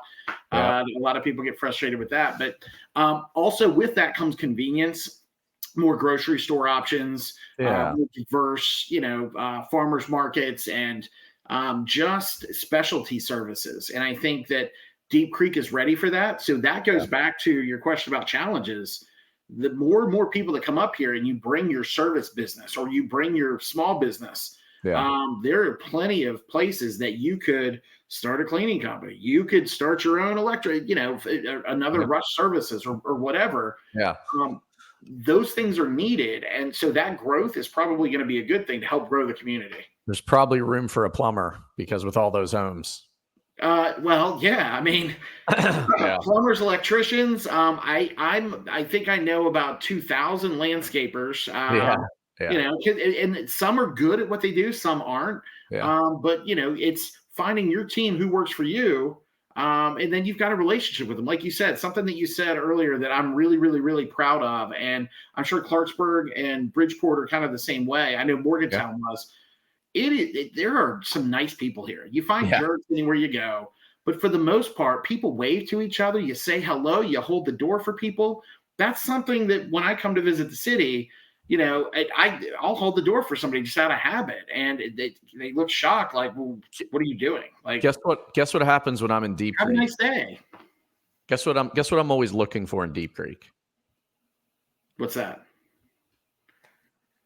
My cell phone. You know why I'm always looking for it? Because I'm relaxed. I'm enjoying life. And when I'm walking through a restaurant or I'm walking through a Walmart or I'm down by the docks, I have my phone on me. I'm available. Yeah. But let me tell you, it's awesome not seeing my kids do this. This is the best part. Just, hey, what's going on? Whatever. When I'm there, my kids leave their phones back and they're just living life. And I'm not going to get on my soapbox, but it's what's missing in the world a lot today is just that. I don't disagree with that. Interaction. You can't put a price tag on it. Some of the happiest people that I have shown property to when they've got their kids, sometimes it's a necessity. Your kids you've been in the car for 3 hours. We're touring homes. Yeah. The kids are in the car, they're quiet. They're not screaming. They're watching their devices. Yeah. But some of the most exciting times are when you open the door and the kids take off running, respectfully. They're excited. They're going to pick out their bedroom at the lake. Yeah. And, you don't see them on their devices. They're engaging. You can tell their parents raised them a certain way, that they're, yes, sir. Thank you, sir. They have manners and they're making eye contact. It's amazing. And being here in the mountains kind of brings that out in you where, there's plenty of times where I'll just set my phone down and, I've had a handful of missed calls, but that's why God made voicemail. It's therapy. It's therapy. It is. It is. It's almost heaven, right? No, almost heaven, West Virginia. Hey, almost heaven. So I can't come in this weekend, but Mountaineers play Iowa State Hawkeye. Wait, and it's a night game. Sorry, Hawkeyes are ranked 11th. Iowa State Cyclones. I said Hawkeyes. I messed that up. That's Iowa. Yeah. Iowa State Cyclones, Big 12, who's first place in the Big 12. They're 11th nationally, and the game is called the Coal Rush. Mountaineers have all blacked out uniforms. I was hoping we would talk about that because it's the first time they wear the Coal Rush. It's a night game, right? It's night. I mean, for those of you who don't know, night game in Morgantown. Yeah. Watch the Pat McAfee show that day because he's going to be. Let's go Mountaineers. Let's go drink some beers. That is a Scott Van Pelt Sports Center saying. He loves that every time. So, that's funny. So we've got the Autumn Glory Festival coming up this week. Okay. So I'm kind of dating your podcast. I guess we both are dating it if this isn't released for a little while. It's all good. It'll be released soon. So so the Autumn Glory Festival at one point was ranked the #1 fall fest in the world. Guess what number 2 was? I don't know. Oktoberfest in Germany. I didn't make it up. I mean, I disagree. I'm sure Oktoberfest in Germany is. Remember Beer Fest, the movie? Unbex. Yes. Was that the one that had the drinking teams and all that stuff? Yeah. But now Autumn Glory, there will be 50 or 60,000 people. The weather cooperates. Oh, wow. In Garrett County, walk in the streets of Oakland, the Grand Feature Parade. We have our new building, the parlor where my daughter's salon is, Yeah. front row for the parade. So that's kind of the biggest perk I've been looking forward to. Love it. Love Yeah. it. So, but you can't be in town. I can't. And Okay. don't sleep. Yeah, hockey for my son traveling. I've Oh been in New yeah, Jersey and New hockey York season. and Philly It's and always whatever. hockey season for you. Always hockey season. But don't sleep. For those of you listening to this, and we hope you've enjoyed it, and we hope you've learned something from this. And honestly, if you're thinking of buying investment property in Deep Creek, if you listen to this before you meet with your real estate agent and meet with Jay up there, you've just gotten an education. Okay. And what I'm going to tell you is don't sleep on the August fair, the fair, County fair. Yeah. county fair. I went there. I've been twice. One of the times I went was about 5 years ago, and they had a country group from the 80s called Little Big Town there. Mhm. And they have your used to be A list, now maybe they're C list, but they get some good acts in there. And I tell you what, that county fair, you've got animals, funnel cake, Ferris wheels, Rides. Yeah. rides, a All the $10 local ticket. It's Yeah, awesome. some of the best food vendors, like local. It's moms and dads that are coming to work. The Lions Club, booth to have chicken. Dude, I had a The Farm cheesesteak there that Bureau was has like unbelievable. hand spun, homemade, like Garrett County dairy milkshakes. Oh yeah. Rotary fries. We work the Southern Athletic booth. Best walking taco you'll have at the fair. So that's Those rotary fries were like the potato patch fries up in Kennywood, man. They're about the close. And for those of you who don't know that, again, you're missing out. Yeah. Watch the Pat McAfee show. Dump some vinegar on that stuff. So Vinegar, yep, ketchup and vinegar, a little bit of salt. It's got to be God. Heinz ketchup. There was something else I was going to something you haven't asked me this yet, but I have to say it. Okay. Half the battle in coming to Deep Creek and buying a property, and I mean this, it's going to sound like I'm sucking up, but I'm not. You have made my life so much easier in the have we been partners? Like you've been in our office for what, 4 years, 5 years now? Yeah, 4 or 5 years going on. Yeah, we're growing. I don't use other lenders. I have some of my really good friends that are other lenders. I just cannot take my clients away from Rob and their group and what they do. It's not just, hey, you need to get a mortgage. Yeah. It's not like that. It's so sophisticated where they will look at they'll sit down and listen. Number one, that's the thing that I love about you and Alec and Chris is you'll sit down and listen to every single person. They have an idea. There was a guy sent to you 2 or 3 weeks ago that he had just retired and the income, I don't think we're going to be able to do this. I just don't think we can afford it. And I said, well, what about a bridge loan? They just did one for me on our Laurelbrook property that we closed like this. Yep. And so just suggesting that people call you, I call you the financial wizard. Yeah. That, if you've got, and I always ask people, not everybody does, but do you have retirement? Do you have IRAs? Do you have, 401ks? Do you have stocks? Do you have other investments? Do you have equity? Whatever your financial picture is. Yep. Tell Rob.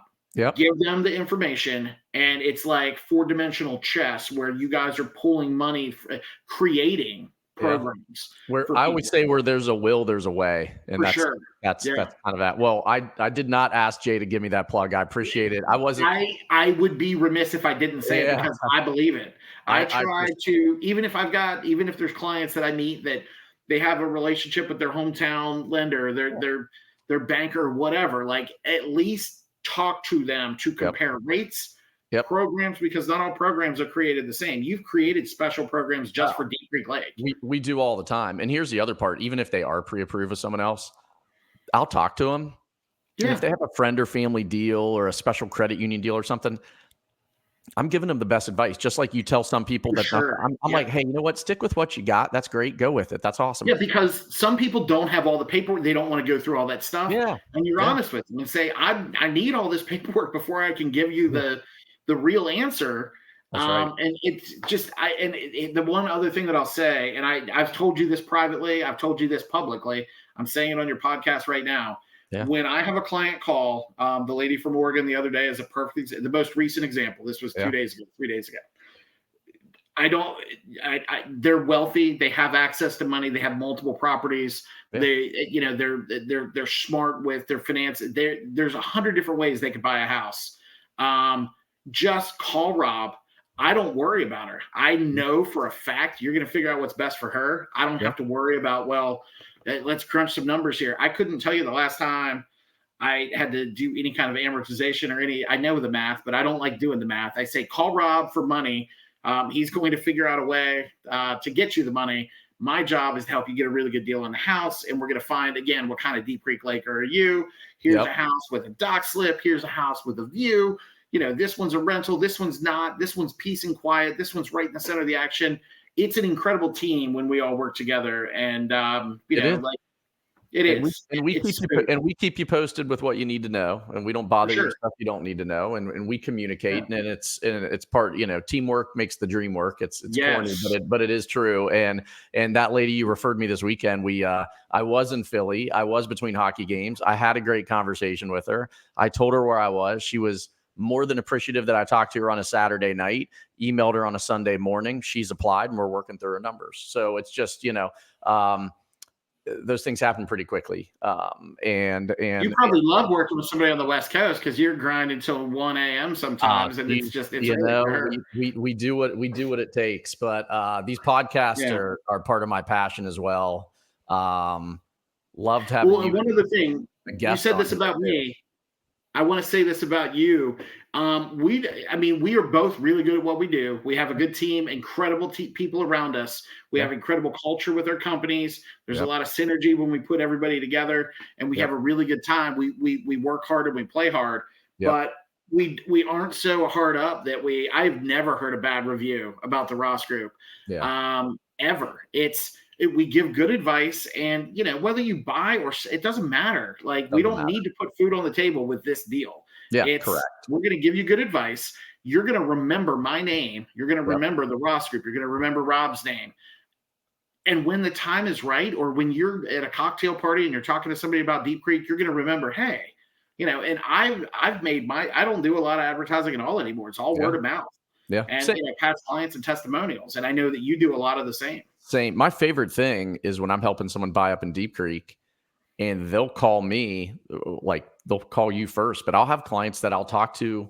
We've become friends is what I'm trying to say, right? I have people that have bought up there that I'm texting when I'm up there. Hey, are you around? Let's get coffee at Traders. Let's do whatever, run into right? somebody at the grocery store. You run into somebody at dinner.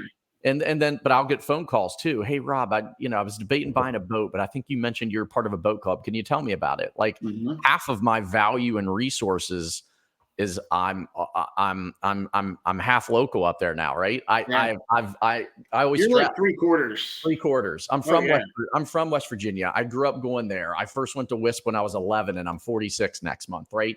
I've got a history there. I know the area. I can help. But here's the other part. If I don't know something, I refer you to Jay. I refer you to your local partner. And we should start a podcast, and it should just be called "I Got Someone for That," right? It's like, for real. Because my over 24 years, I think I've sold over 1,000 houses now. Yeah. And, You've sold homes probably more than once. The same home. There's some homes I think I've sold 4 times, 5 times, and whether I was the listing agent or the selling agent, or whether somebody chose another agent, whatever, that happens. Yeah. That's awesome. A good house is a good house. But right. I'll get texts from people that I haven't talked to since 2006. And they're like, Jay, remember me? And it's like, I don't remember faces very well. Yeah. But I remember 295 Timber Ridge Road. I remember, this, key facts, and nerdy number kind of stuff. I need a plumber. Boom. I need somewhere where I can go, and I need a notary that can come to me right now. I need this. I need this. I need this. Landscaping, power washing, hardscaping, all of it. Yeah. Hot tub. I need somebody that can repoint my chimney. Stonemason. Boom, boom, boom. That's the fun of being so involved in your community, meeting people, chatting people up, having good experiences, having bad experiences, and knowing not to recommend someone because it can go the other way too. But it's just part of like the service after the sale. Yeah. And I've told people when you refer clients to me, I do tell them, I'm like, hey, you're in great hands with Jay. You already know that because you're working with them. But same here. I'd be remiss not to tell these clients, like, and I said, here's the cool part about Jay, because he grew up there. When he's telling you he knows a neighborhood, before he had a driver's license, he was probably running the streets of that neighborhood. Like he knows the neighborhood. He probably knows a shortcut through a backyard on how to get to the next house because that's what you do My growing up. old school bus route was the southern part of the lake. So it was where Pond Run is now. Yeah. I was driving by Pond Run when I was a 5-6-year-old kid. Yeah. And now Pond Run has been redeveloped. And that's one of the hottest places around the lake to go now. Yeah, Pond exactly. Run for craft drinks and, small plates and absolutely. live music. Well, it's awesome. We're cranking through an hour and a half, so we'll wrap it up. But these I like these to go an hour and a half. I think it's good. It's good info. It's good info. People can listen to it in segments. It'll be up on Season for Success here soon. I'm going to give Jay the link. If you we're gonna have to do another. We didn't even get into the commission stuff, so at some point we've got to. Let's do another one on commission. Yeah, we'll do another one on commission. Yeah, and how I think that is actually going to be something that is good for everybody. The way the commission stuff is working, and Maryland was kind of ahead of the game. There's been buyer agency in Maryland since 1999, so Maryland, it really hasn't changed that much. Yeah, but kind of like the a la carte service, you get what you pay for. If you want an agent that knows what they're doing, you're going to pay more money for that agent. Yeah. But there's also different levels of service where, hey, if you just want my advice, let's set up a call and we'll do consulting. You pay me right now. That's it. Your old hat at buying houses. You figured it out. So there's some really cool things that I'm hoping to pioneer with TaylorMade. Yep. Savvy investors. If you know what you're doing, maybe we, get your driver's license, verify identity, swipe a credit card. And now you can go and tour houses on your own on a Saturday, some really cool stuff that we've been kicking around. So absolutely. Well, I do think we saved the commission side for another podcast, because I think that could be a good segue, a good segment, whole nother episode. Yep. So let's end with this. I'm going to give you a few fun facts, fun questions. You don't even know these yet. This isn't like, giving you these questions in advance here, some of these. All right. So I'm just going to hit you live so we get the real reaction. So, favorite place to vacation. Oh no. We lost Jay. Hold on. We're bringing it back. We both froze. Okay. We both froze. Totally. There we go. Okay. I got you back. So your favorite place to vacation ever. Or let me ask you this: your favorite vacation you've ever taken? Let me say it that way. Probably best vacation we've ever taken. It was Perdido Key in Florida. It's like west of Pensacola. I took my aunt and uncle who live in Jacksonville. Okay. My mom, my brother, his daughter, Jessica, and I. The kids each got to take it. It was the coolest trip, having 14. We've gone on a bunch of vacations like that, but that had to be, to me, just the synergy of having everybody on that trip. We rented a house like out of cribs. Nice. The Gulf of Mexico is behind us, and we're on this river, this waterway. It was incredible. So yeah, I would say there is best vacation. Favorite place to go is St. John. St. John's. Yeah, I knew that one. Okay, so vacation. All right. We talked about favorite football teams, the Steelers and the Redskins. What's your team again? Your fantasy team? The Steelskins. So my fantasy team is Geno 911. Okay. So Geno Smith, Mountaineers, and kind of a play on the TV show Reno 911. Yeah, so Geno 911 is my team. So let's say this. So that was your favorite place. So let's go with your favorite restaurant to eat in Deep Creek. Favorite restaurant. And it doesn't mean you hate the others for those listening. So just favorite restaurant to eat. If you literally have to eliminate every single restaurant except one, and that's your only choice. JG's. And it would be the steak and cheese with all the hots, the works. That is the best sandwich. Best meal at Deep Creek. So can I tell you, I've never had that. You're going to. Actually, you're going to have half of it, and then the other half is for like tomorrow, but the sandwich is huge. So I've tried to stop in several times, and they're closed when I'm trying to stop in. So I gotta hit it on the right day. Okay. All right. Favorite sporting event you've ever been to? Any sport, doesn't matter. Your best experience at a live sporting event. That's a tough one. That's why I didn't give you a heads up. Okay, so I was in DC for I had gotten it was the NCAA tournament. It was in DC. Might have been 2008 six, Was it, seven, Was it eight, George 9. Mason With University? George Mason, yeah. I became a fan of George Mason. Everybody there turned on, was it UConn? Yeah, it was UConn and North Carolina. And George Mason was the local team. Yeah. Yeah, that was probably the coolest experience because I think you got to over 2 days. Now it sucked because living in Deep Creek, I had to drive down. I didn't have the money back then to spend the night down in DC. And you didn't know me, so you couldn't stay with me. Well, that's right. We didn't know each other yet. I do think we probably skied and snowboarded past each other a bunch on Thursdays. 100%. And what you didn't know about me is that season and the season before, 2007 and 8, George Mason's basketball arena called Eagle One in Burke, Virginia, was 3 miles from my corporate headquarters at the time. I had season tickets. I had season tickets to George Mason basketball. So did you go to the NCAA game, to the tournament? I was out of town that weekend. Wow. I just remember even leaving the arena, we turned on the radio because I mean back then it was like CDs and stuff like that. It wasn't really XM, that kind of stuff. We turned on whether it was DC 101 or just local radio, listening to how crazy everybody in DC, people beeping their horn and 106.7 The Fan. They're called the Sports Junkies. Because they had Redskin games. They carried the Redskin games. They might still syndicate them. But that was the best sporting event ever. They had Jai Lewis, Tony Skin. I don't remember any of their names. I just remember watching them hit. They had a thick rebounder. His name was Jai Lewis, and then their coach was Jim Larinaga, who went to Miami afterwards. I remember the last name of Larinaga. But that kid was just coming down with rebounds. He might have had 15, 16 rebounds. He was unbelievable. That was a fun. So that's a really cool one. The greatest athletes, of that time at UConn. It was so awesome. All right, and sporting event, and last but not least, favorite concert you've ever been to? Favorite.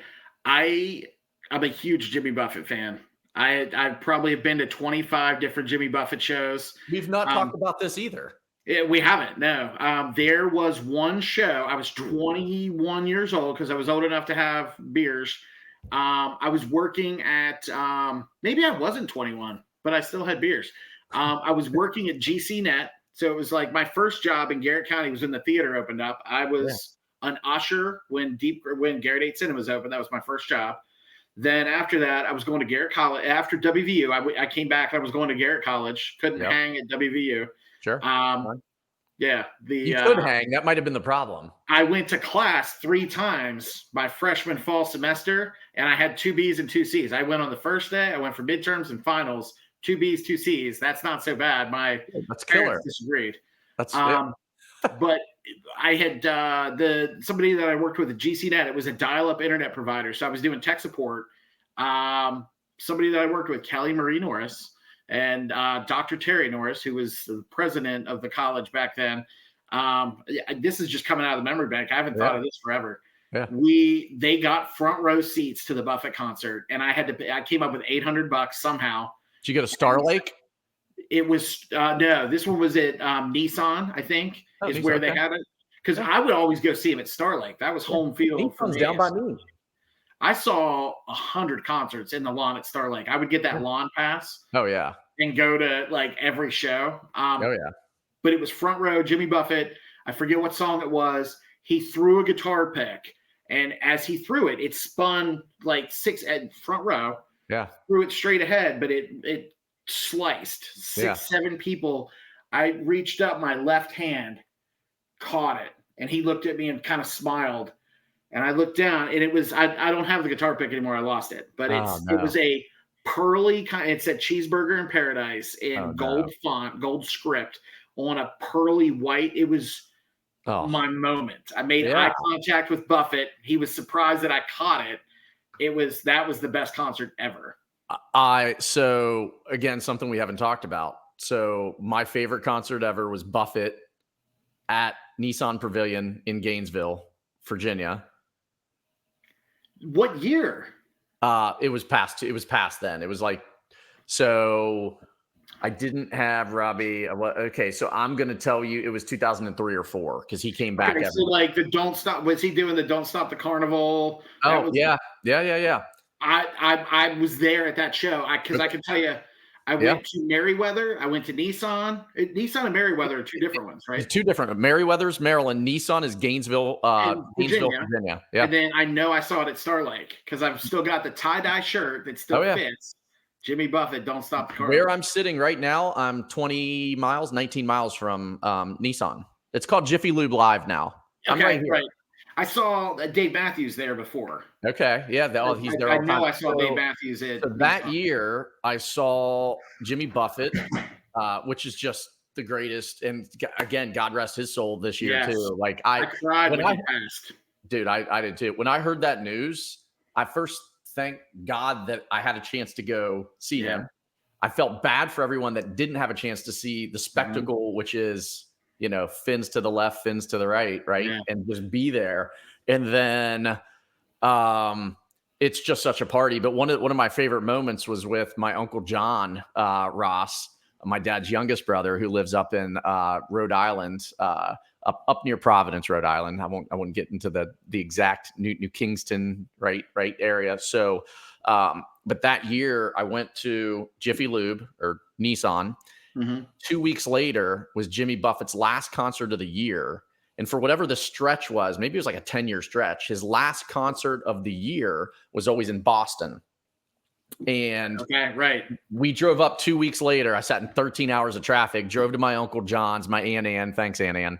And they had the most amazing tailgate. My uncle put up like basically a makeshift bar, had a blender, and we did all this stuff. And it was just, the party in the parking lot is half the experience, maybe 75% of the experience. Yeah. I had my very own grass skirt. I had a coconut bra. Yes. And like everybody had like the Hawaiian shirt. And that was it was awesome. I did 2 Buffett concerts that year. And well, I got to tell you, the last show that he did in Pittsburgh, Eric and Tira Crawford went with Jessica and I.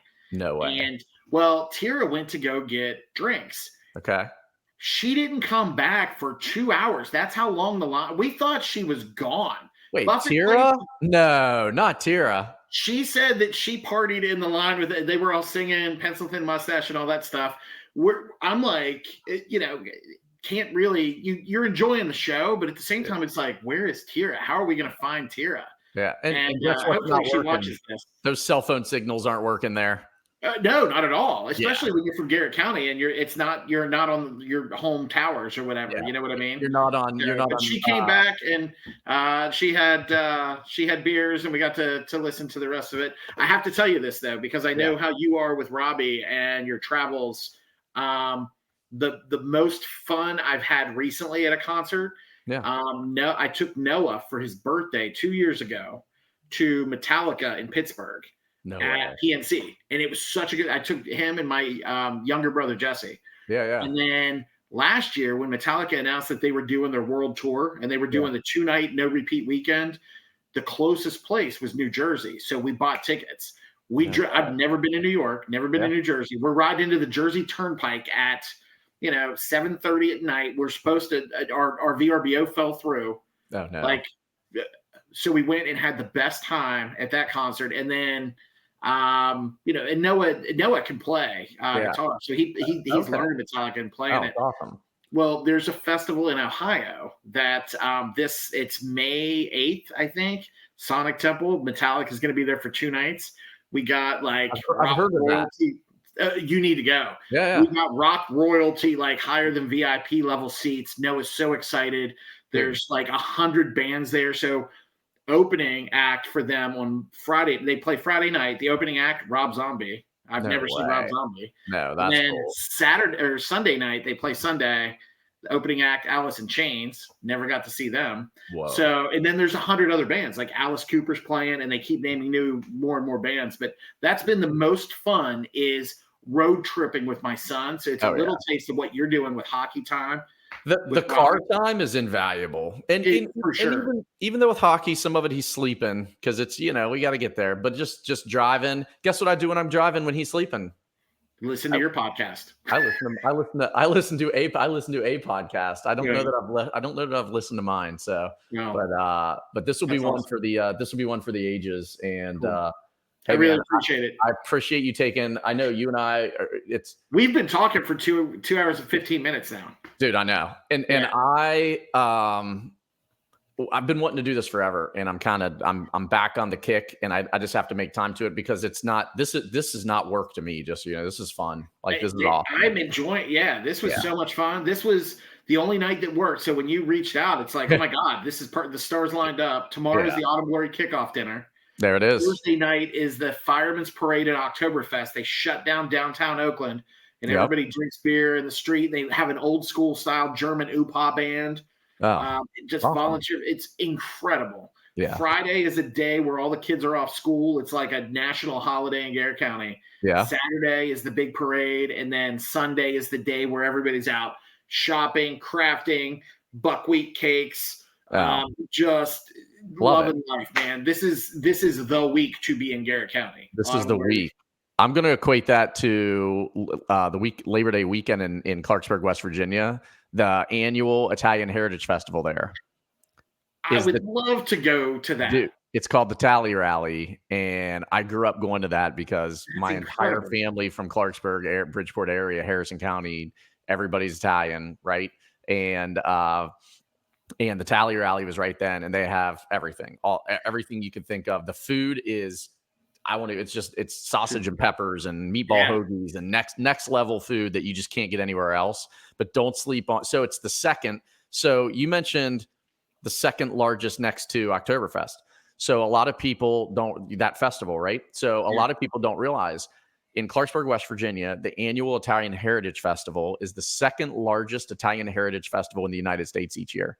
Wow. So when I'm going to say 1984, 1985, somewhere in that range, I'm like 7, 8 years old, and I'm there, and I have a photo. I was like on my dad's shoulders at the time, and you're looking at the stage. They have like a king and queen and all the stuff going on, and we had Mary Lou Retton there, who just won a gold medal. Yeah. And she's from Fairmont, West Virginia. In the 84 Olympics. 84 Olympics. Yep. So she was there, and Lou Ferrigno, who is the Incredible Hulk, was there. Yes. So he was not painted green, but Lou Ferrigno was there, and he was an intimidating human being. So we're gonna have to switch festivals at some point. So for sure, you come to mine, I'll come to yours, and we'll see where we end up. So it works. Well, I appreciate you, friend. Yeah, I appreciate you too. I'll catch up with you soon. Thanks, man. All right, man. God bless you.